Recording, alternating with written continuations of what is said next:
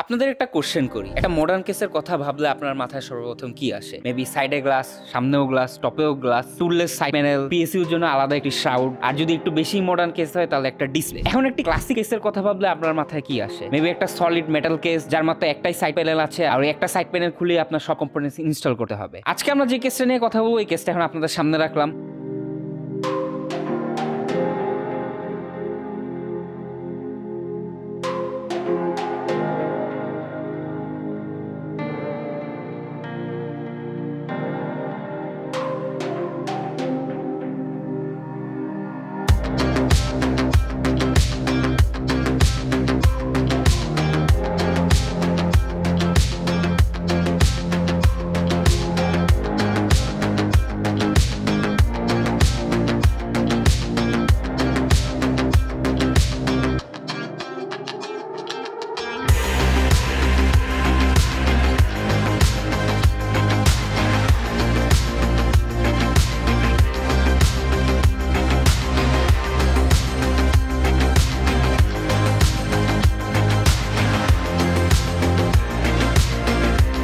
দেখা ডান, এখন আপনাদের সাথে একটা কেবিসির 50-50 রাউন্ড খেলি।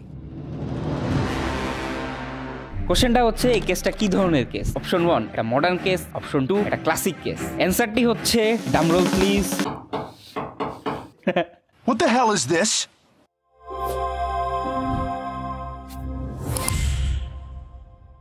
গরিবের বন্ধু বড়লোকের দুশ্মন খ্যাত ভ্যালুটপ অনেক ব্যাঙ্গার কেস লঞ্চ করেছে রিসেন্টলি, লাইক নুবিয়া, আর্কভিউ, যেগুলো বাংলাদেশে মোটামুটি অনেক পপুলার কেস। তাই এসব কেসের পরে তারা নতুন একটা সিরিজ লঞ্চ করেছে যেটার নাম হচ্ছে অনিক্স। তাই এই কেসটা নিয়ে এক্সপেকটেশন ছিল অনেক হাই, কিন্তু এই এক্সপেকটেশন কি তারা টিকিয়ে রাখতে পেরেছে? আনবক্সিং করার পর ফার্স্ট ইমপ্রেশন ছিল এটা একটা টাওয়ার স্টাইলের ফিশ ট্যাঙ্ক কেস। যখন সাইড প্যানেলটা ওপেন করলাম, তারপর দেখি টোটাল একটা গ্লাস যার পিএসইউ শাউডের পার্টটা ব্ল্যাক পেইন্ট করা। পিছনের প্যানেলটা খুলতে গিয়ে দেখি পিছনের প্যানেলটা খোলার জন্য কোনো স্ক্রুই নাই, যা আমরা কারেন্ট মার্কেটে এন্ট্রি লেভেল কেসগুলোতে দেখে থাকি। জাস্ট পিছনের ফ্রন্টের দিকে একটা কেবল রাইটিং এর জন্য প্যানেল টাইপ দেয়া আছে যেটা টুললেস, আর কেসের ফ্রন্টের দিয়ে গ্লাস প্যানেলের ঠিক নিচে পিএসইউ শাউডে একটা ডিসপ্লে দেয়া আছে যেখানে ভ্যালুটপের লোগো, সিপিইউ, জিপিইউ টেম্পারেচার আর সিপিইউ ফ্যান স্পিডটা দেখা যায়। বাই দ্য ওয়ে, এই ডিসপ্লে কন্ট্রোল করার জন্য আপনাকে ডিটি কন্ট্রোল সফটওয়্যারটা ভ্যালুটপের ওয়েবসাইট থেকে ডাউনলোড করে ইনস্টল করে নিতে হবে। কেসটার ফার্স্ট ইমপ্রেশন ছিল যে এটা একটা এমএটিএক্স কেস হবে, কিন্তু পরে দেখি যে এটা একটা এটিএক্স কেস, মানে এটা এটিএক্স মাদারবোর্ড সাপোর্ট করে। কিন্তু এটা আমার দেখা কারেন্ট মার্কেটে সবচেয়ে স্মলেস্ট এটিএক্স কেস, আর এই স্মল ফর্ম ফ্যাক্টর করতে গিয়ে এটাতে কিছু কোশ্চেনেবল ডিজাইন চয়েসেস আছে। লাইক পিছনের প্যানেলটা না থাকায় মাদারবোর্ড ডাইরেক্ট এই প্যানেলের সাথে স্ট্যান্ড অফে ইনস্টল হয়, কিন্তু এই স্ট্যান্ড অফ গুলো সব ফিক্স পজিশনে আসে। তাই যদি কোনো কারণে আপনার মাদারবোর্ডের স্ট্যান্ড অফ এই কেসের স্ট্যান্ড অফের সাথে ম্যাচ না করে তাহলে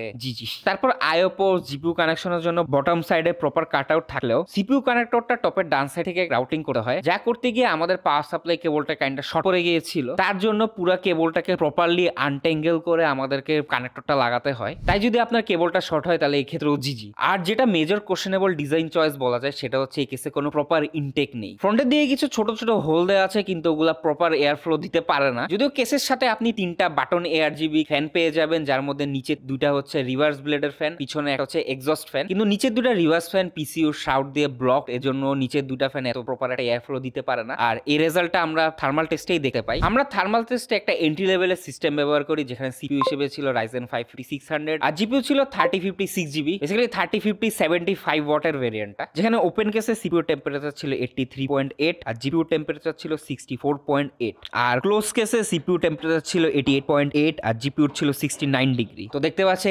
অ্যারাউন্ড একটা 4 ডিগ্রির মতো ডিফারেন্স, আর প্রপার এয়ার ফ্লোটা না দিতে পারার কারণেই এই ডিফারেন্সটা আমরা নোটিস করি। যদি এখানে আমাদের সিপিইউ কুলারটা এত হাই এন্ডেড ছিল না, এমডি ডিফল্ট স্টক কুলারটা ব্যবহার করি আমরা, আর বাকি যে স্পেস গুলো ছিল ওগুলো স্ক্রিনে দিয়ে দেওয়া হলো, এগুলো একটু পজ করে দেখে নেবেন। এই 4 ডিগ্রি ডিফারেন্স হওয়ার আরেকটি কারণ হলো প্রপার ভেন্টিলেশনও না থাকা। এই ফ্যানগুলো যদি একটু ডিফারেন্ট ওরিয়েন্টেশনে মাউন্ট করা যায় তাহলে এখান থেকে একটু বেটার আউটপুট পাওয়া পসিবল, অথবা বেস্ট হয় যদি গ্লাস প্যানেলটাই খুলে রাখা যায়, তাহলে এই কেসটা সবচেয়ে বেস্ট আউটপুটটা পাবেন। এসব কোশ্চেনেবল ডিজাইন চয়েসের পরে কিছু ভালো ডিসিশনও আছে বলা যায়, লাইক আইও পোর্টসে power button, LED button, USB 2 port, USB 3 পোর্টের সাথে একটা টাইপ সি পোর্টও আছে, যেটা এই বাজেট রেঞ্জে খুবই রেয়ার। তারপর কেসটার পিছনের দিকে পিএসইউ শার্টটা দিয়ে কিছু ভেন্টস দেওয়া আছে, যেটা এয়ার ফ্লোর দিক দিয়ে একটু বেটার হেল্প করে।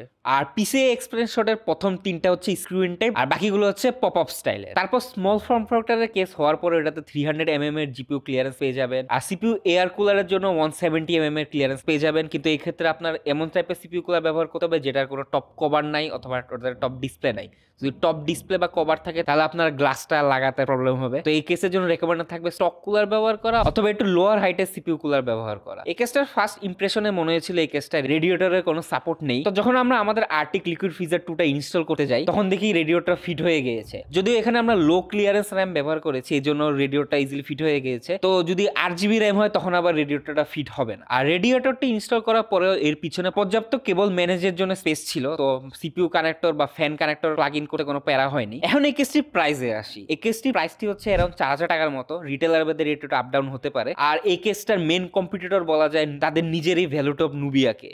আর এছাড়া মার্কেটে এমন অসংখ্য ফিশ ট্যাঙ্ক কেস অ্যাভেলেবল আছে, আপনি যদি যে কোনো একটা রিটেলারের ওয়েবসাইটে গিয়ে একটু স্ক্রোল ডাউন করেন দেখবেন অগণিত ফিশ ট্যাঙ্ক কেস পেয়ে যাবেন। তো এখানে আপনার চয়েস অনেক, কিন্তু চয়েস অনেক হলো এই সবগুলো কেস হচ্ছে এমটিএক্স ফর্ম ফ্যাক্টরে। কিন্তু ভ্যালুটপ এর অনিক্স 80 যে কেসটা, এই কেসটা হচ্ছে এটিএক্স ফর্ম ফ্যাক্টরে। তাই বলা যায় এটা মার্কেটের cheapest ATX fish tank case with a display. কিন্তু এটিএক্স মাদারবোর্ড সাপোর্ট থাকার পরেও আপনার এটিএক্স মাদারবোর্ডে এই কেসে ফিট হবে কিনা এই নিয়ে সন্দেহ রয়েই যায়, কারণ স্ট্যান্ড অফ গুলো রিমুভেবল না। যদি কোনো কারণে স্ট্যান্ড অফ ডিফারেন্ট পজিশন হয় তাহলে জি। আর যদি কিছু এক্সট্রা স্পেসিফিকেশন গুলো বলতে হয় তাহলে টপে একটা ডাস্ট ফিল্টার পেয়ে যাবেন, পিএসইউর জন্য রেগুলার এটিএক্স পিএসইউ সাপোর্ট পাবেন। কিন্তু পিএসইউ ইনস্টল করার আগে আপনার সবগুলো কেবল নিচ থেকে রাউট করে নিতে হবে, তারপরে আপনি পিএসইউটা ইনস্টল করতে পারবেন। আর স্টোরেজের জন্য একটা 3.5 ইঞ্চ এসএসডি আর একটা 2.5 ইঞ্চ এইচডিডি সাপোর্ট পেয়ে যাবেন। আর চাইলে এক্সট্রা করে আরো কয়টা এসএসডি এমনি আপনি মাউন্ট করে রেখে দিতে পারবেন। এখন কনক্লুশনে আসলে এটাকে ভবিষ্যতের কম দামি কেস বলার কারণ কি? কারণ আমরা এই ধরনের স্ট্রাকচারটা একটা এন্ট্রি লেভেল বাজেট রেঞ্জের কেসগুলোতে দেখে থাকি, আর এই কেসটাকে এই এন্ট্রি লেভেলের কেসগুলোর ফিশ ট্যাঙ্ক ভার্সন মনে হয়। তাই আমার ধারণা হচ্ছে কিছুদিন পরে এন্ট্রি লেভেল কেসগুলো আমরা এরকম ফিশ ট্যাঙ্ক স্টাইলে দেখবো। তাই বলা যায় এটা একটা ভবিষ্যতের কম দামি কেস। তো আজ এই পর্যন্ত এই কেস নিয়ে যদি আপনার কোনো অপিনিয়ন থাকে,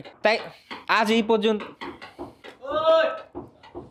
আউটরো জাস্ট আজ এই পর্যন্ত। ভবিষ্যতে আপনার কোনো যদি অপিনিয়ন থাকে প্লিজ কমেন্ট বক্সে জানাই দিন। যদি কোনো ভুল করে থাকে এটাও কমেন্ট বক্সে জানাই দিন। কোনো ফিডব্যাক দিতে চাইলে ওটাও জানাই দিন। আর উপরে ওই ব্লুপার্স অ্যাড করে দিব মাঝখানে।